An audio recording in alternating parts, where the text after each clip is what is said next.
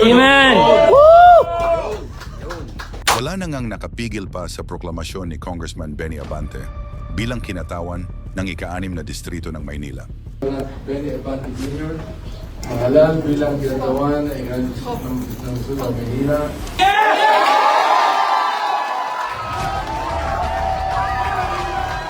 Pinagtibay ng Commission on Elections, COMELEC, ang pagkapanalo ni Abante bilang duly elected representative ng ika-6 na distrito ng Maynila na naglabas ng Certificate of Finality. Matatandaan na naging dikit ang laban sa pagitan ni Abante at Uy na kung saan ay lumamang lamang ng ilang boto si Uy kay Abante na naging dahilan para manalo si Uy. Subalit dahil na din sa diskwalifikasyon ni Joey Uy, bunsod ng issue sa kanyang citizenship, ay sinabi ng COMELEC na si Abante na pumangalawa kay Uy sa may pinakamaraming boto ang siyang uupo bilang kinatawang ng ika-6 na distrito ng Maynila. Panoorin natin ang iba pang kaganapan. Pero bago yan, huwag kamlimutang mag-like at subscribe para sa mga pinakabagong balita.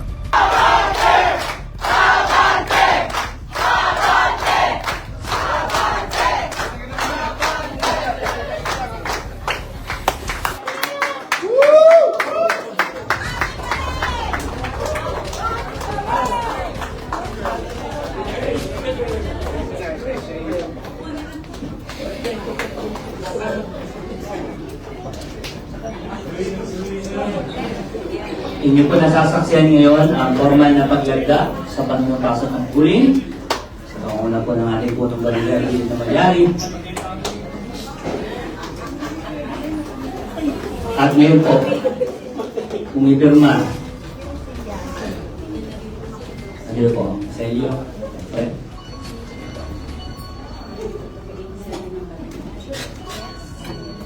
Three-termer Congressman!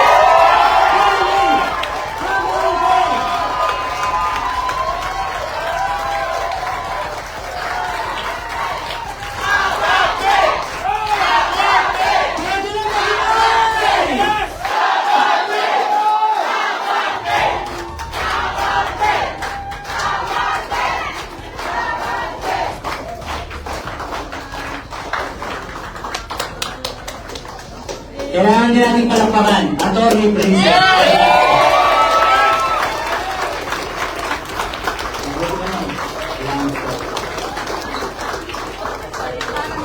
At para po magbigay ng kanyang unang talumpati bilang congressman muli, bago po yan, tawagin muna po natin ang ating House spokesperson, ang inyong pong pinakamagiting na Atty. Princess Abante.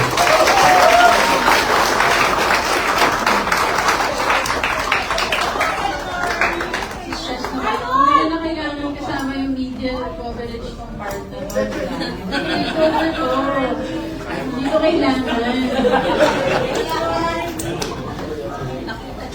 Maraming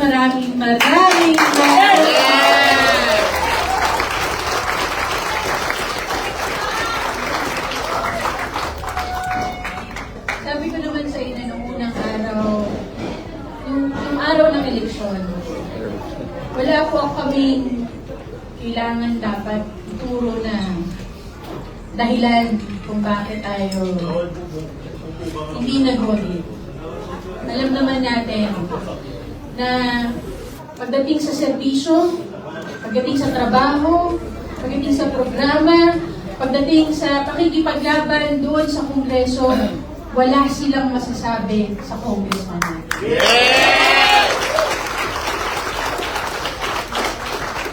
Kung ano man yung naging dahilan, nung nangyari nung May 12, nasa kanila yun eh.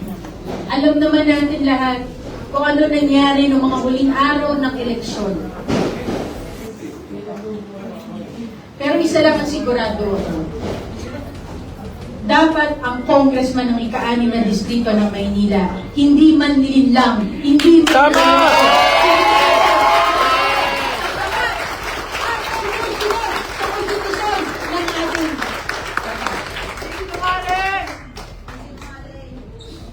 alam ko at alam nila kung bakit sila hindi kwalipikado. Paikot-ikutin man nila ang litanya, sabihin man nila ang buong buhay nila sa ating lahat, Isa lang ang totoo. Ang nag-iisang kwalipikadong nanalo sa ika-anim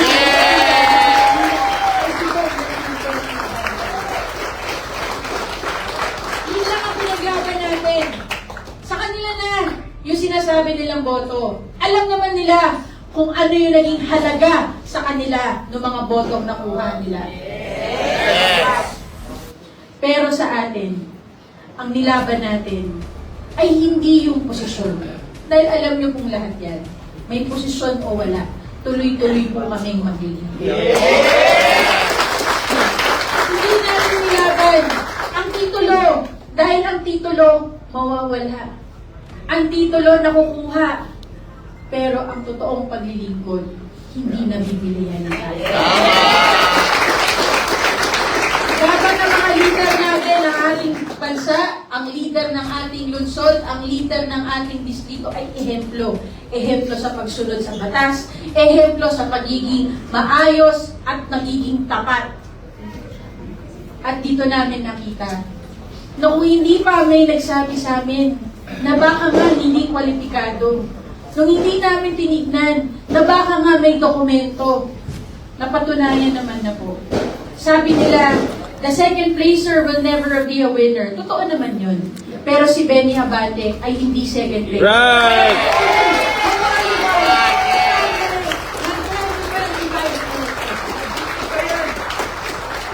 Pero tapos na ang politika. Tapos na ang politika. Natapos ang May 12, nagtuloy-tuloy po kami maglingkod. Alam niyo yan. Kahit nagdudurog ang puso sa pagkatalo, kinabukasan, pag may kailangan ng tulong, tuloy-tuloy. At ito po ang mapapangako namin. Tuloy-tuloy ang serbisyo.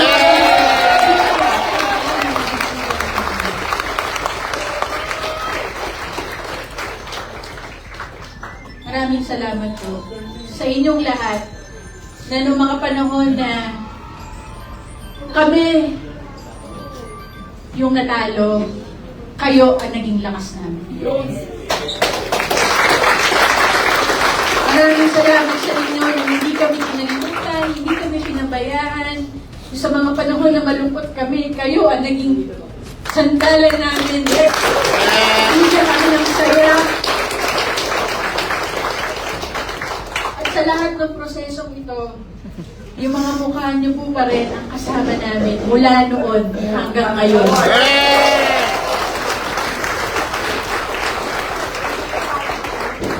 Pinapakilala ko na po sa inyo ang three-termer ko.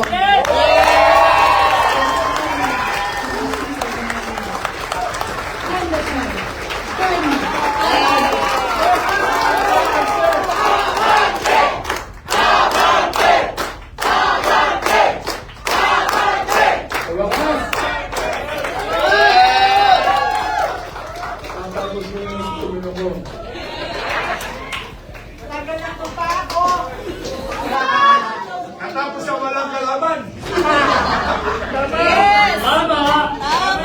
Assalamualaikum. Magandang umaga sa inyo lahat. Ako'y nagpapasalamat sa inyong pagpupunyagi, sa inyong mga panalangin, sa inyong pagsuporta.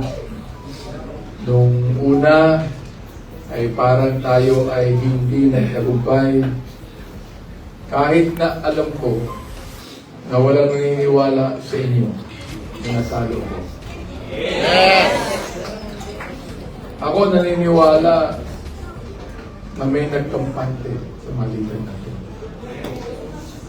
Naniniwala ako na meron ako mga leader na imbis na ako lang ang tulungan, tumulong din sa iba. Pero tinatapos na mo natin yan. Oo.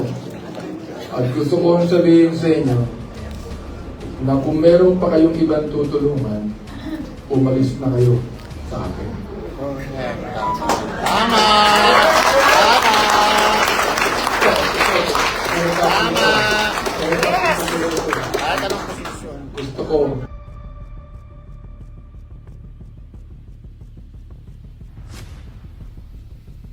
hindi para sa akin, para sa ating distrito. para lalo tayong makatulong sa marami. Alam niyo naman, mula nung pagkakaupo ko, sinabi na natin yan, natutulong tayo na walang pinipiling panahon. Walang pinipiling tao. At yan po ay ating paninindigan. Tumulong tayo. Lahat na pwede nating itulong, yan man ay tulong ng pamahalaan o tulong ng pamilya ko at ng sarili ko. Naibigay po natin lahat ito. At sa totoo lang, hindi ko akalain na mangyayari pa ito sa buhay ko. Pagkat nung tayo, nakita natin hindi tayo nagtagumpay sa kanilang mga ginawang mga nagsettle na ako na okay, yun pala naman eh. Hindi kalimutan natin ito. Di ba? Sinabi ko sa aking pamilya, pero marunong ang Diyos eh. Hindi ho natutulog ang Diyos. Sa akin po, kalooban pa rin ng Panginoon ang tinatangkilik ko. Hindi ko ho sariling kalooban, hindi kalooban ng distrito ko, kundi kalooban ng Diyos. Sapagkat ang sabi po ng Biblia, wala naman nakapangyayari, kundi ang kalooban ng Panginoon. Sa anumang bansa, mga kaibigan, the powers that be are ordained of God. Kaya ngayon, sa pagbabalik ko, alam ko na mayroong mga taong hindi matatahimik dito. Alam ko na maaaring meron pa rin silang gawin. Pero okay lang mo sabi ko, basta tayo, sumusunod tayo sa saligang batas. Sumusunod tayo sa konstitusyon. At naniniwala naman ako. Andiyan kayong lahat. Oho. Naniniwala pa rin po ako na ang Distrito 6 nais pa rin nila si Benny Abante.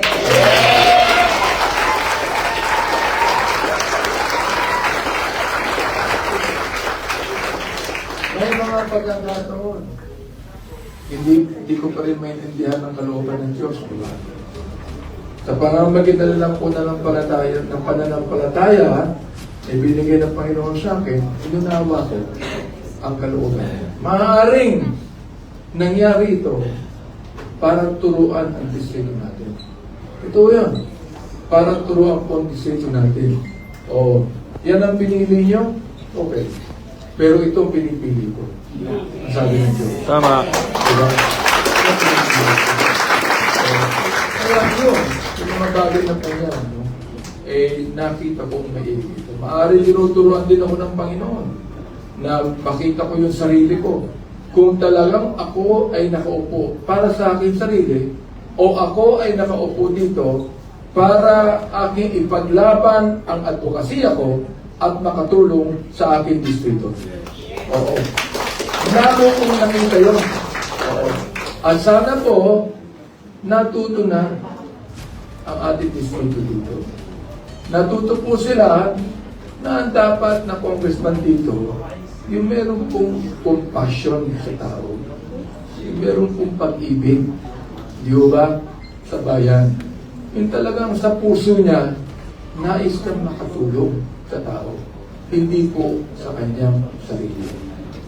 Nakita niyo po ang mga proyektong nagawa natin.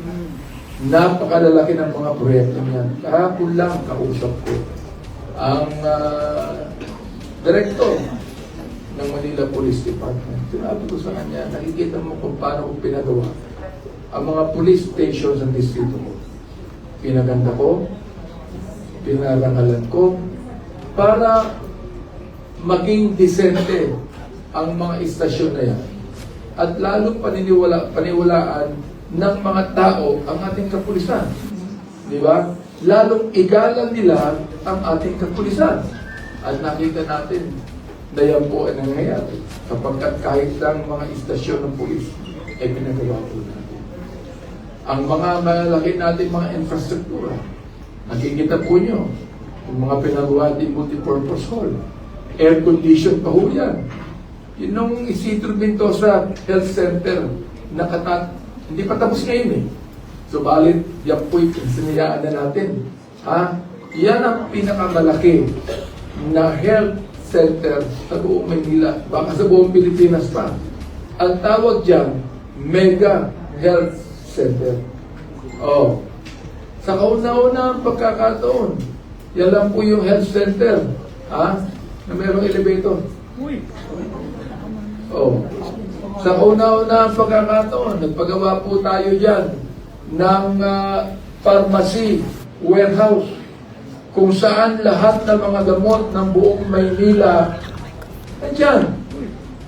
Diyan nilalagay. Hindi ko alam kung gagawin ng kasulukuyang mayor yan. Pero pinagawa ko na yan para po hindi sa kanino man tao, kundi sa bayan ng Pandacan at sa buong 6th District ng Maynila. Pinagawa ko na yan. Kaya pag nagpunta kayo ito, kayo mga taga-Pandacan especially, pag nagpunta kayo ito, matutuwa kayo. Matutuwa kayo sapagkat napakaganda at napakalapit. Isang legasiya na maiiwan ko sa inyo pagkatapos ng pangatlong termino ko.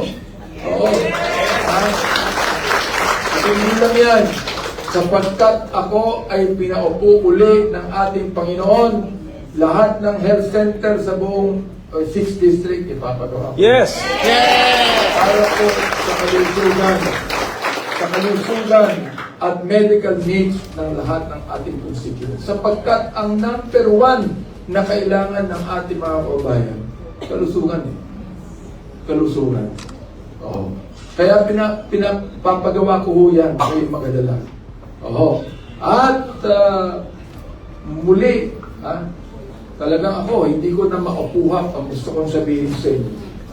Kundi talaga ako ay nagpapasalamat sa ginawa ng Panginoon. Ang kapurihan ko ay nasa Panginoon. Amen. Hindi po sa akin. Nagawa ko naman yung magagawa natin, di ba? Sabi ng Panginoon sa akin, nagawa mo na yung magagawa mo, ako naman nagagawa ngayon. Di ba? Akalain ko po ba mangyayari yan? Parang may kwento lang ho sa inyo. Akalain ko ba na mangyayari yan? Hindi. Pero nangyari. Kita nyo, si Ron Macalista, naging abogado ko. Kaibigan ko yan. Hindi ko alam kung sinong gagawin kong abogado. Until such time, na merong isang abogado na kamag-anak pala ni si Romy. Kaibigan natin yan. Romy, tulungan mo naman ako dito. Magaling na abogado yan. Isa sa pinakamagaling sa buong Pilipinas, election lawyer. Ito ko nagpapasalamat sapagkat kinuha niya ang kasong ito at ginawa niya ang lahat ng paraan upang sumunod ayon sa batas ng Pilipinas. Sinasabi ho nila, sinabi kanina ni Princess na wala po akong kalaban dito. Ako lang ho ang kandidatong congressman sa buong city.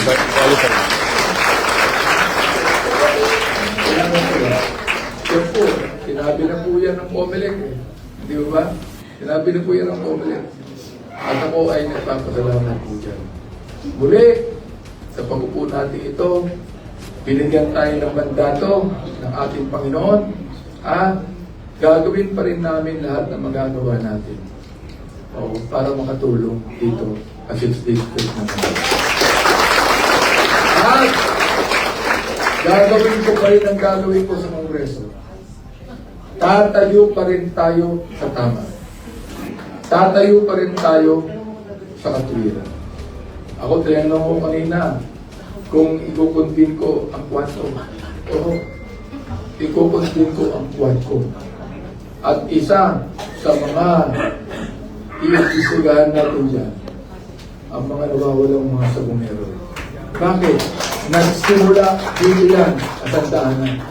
Dito po, Santa Ana, nagsimula yan. Nag-rally tayo dyan, laban sa Manila Arena. Nagawa nila. Kaya tutuloy po natin. Isang unang mga bills na ipapasa natin, yung mga bills po na nagawa namin sa Quadcom, na hindi na pwede maging batas ng 19th Congress, itutuloy po natin yan sa 20th Congress. Yung pong pagpabawal sa mga online gambling, sa mga mahilig sa online gambling na ito, pasensya na kayo.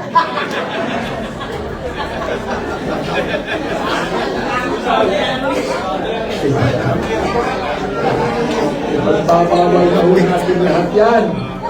Oo.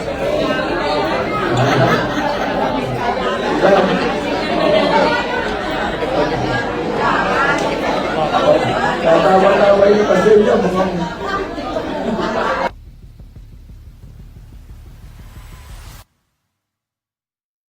Kaya muli, yan lang ang sasabihin ko muna sa inyo. Maraming gustong mag-interview sa akin, pero hindi ko muna ginawa sapagkat kailangan tapusin muna po natin ito. Kaya muli, maraming